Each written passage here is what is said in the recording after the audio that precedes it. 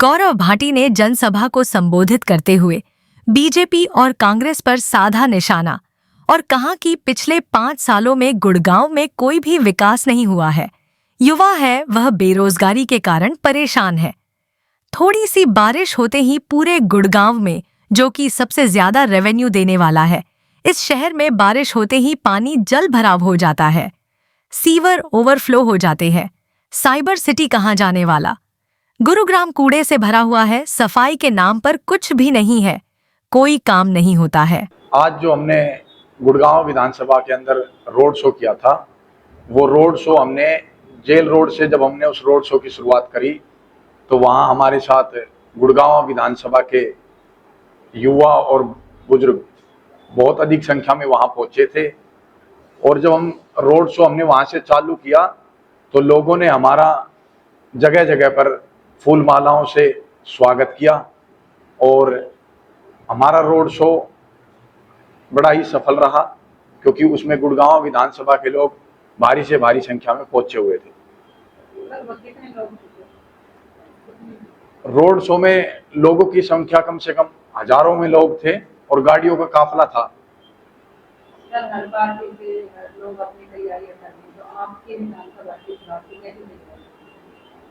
हर party का candidate अपनी अपनी तैयारियों में लगे हुए हैं, पर लेकिन मैं तो सभी से यही पूछना चाहूंगा कि पहले भी जो लोग ये लगे हुए हैं, इनकी पार्टियों से यहाँ गुड़गांव विधानसभा के अंदर विधायक रहे हैं, अगर उन्होंने विकास कराया है तो वो गुड़गांव के अंदर विकास दिखाई क्यों नहीं दे रहा? क्यों पार्टियों को कैंडिडेट बदलने पड़ रहे हैं? क्यों उन विधायकों को पार्टी ने दोबारा मौका क्यों नहीं दिया?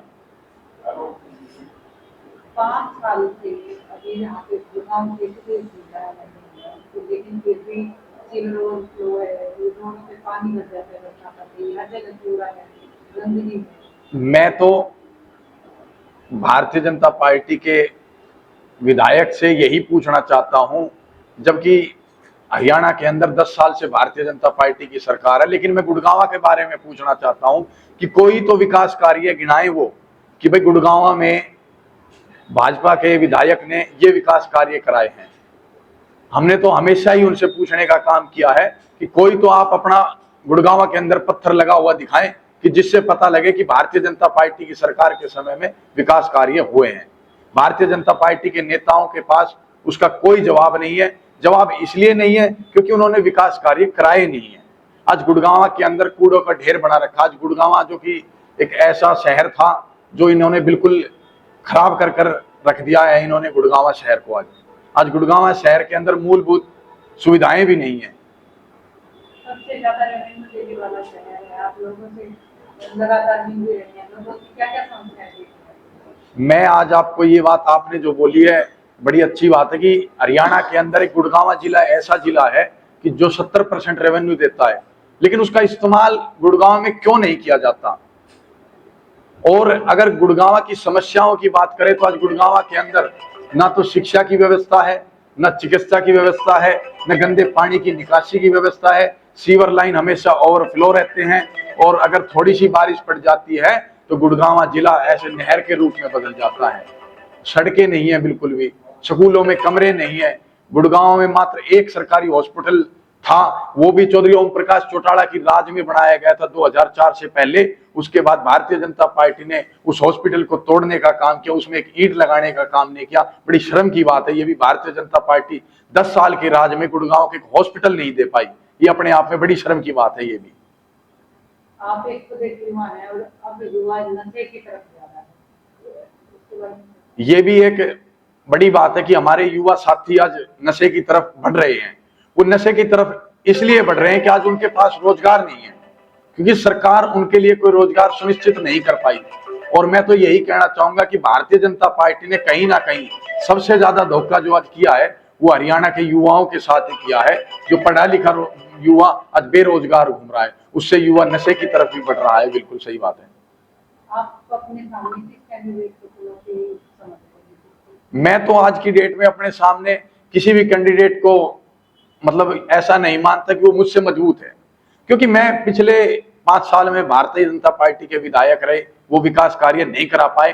अभी कुछ दिन पहले एक प्रेस कॉन्फ्रेंस थी, उसमें भी उन्होंने माना कि विकास कार्य नहीं हुए। और मैं बताना चाहूंगा, उससे पहले कांग्रेस के भी विधायक रहे हैं यहाँ से, उन्होंने भी विकास कराने का काम नहीं किया। मैं तो अपने गुड़गांव की जनता से एक ही अपील करना चाहूंगा, एक बार इंडियन नेशनल लोकदल और बीएसपी गठबंधन को भी मौका देकर देखें, हम इस गुड़गांव की दिशा बदलने का काम करेंगे। अगर आप चुनाव जीत के आते हैं तो आपका सबसे पहला कार्य क्या है?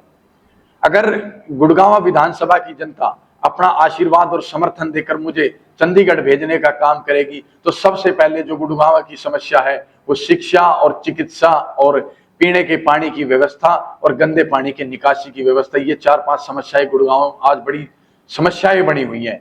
इन सभी से अगर हमारी सरकार बनती है तो इन सभी समस्याओं का समाधान हम कराने का काम करेंगे।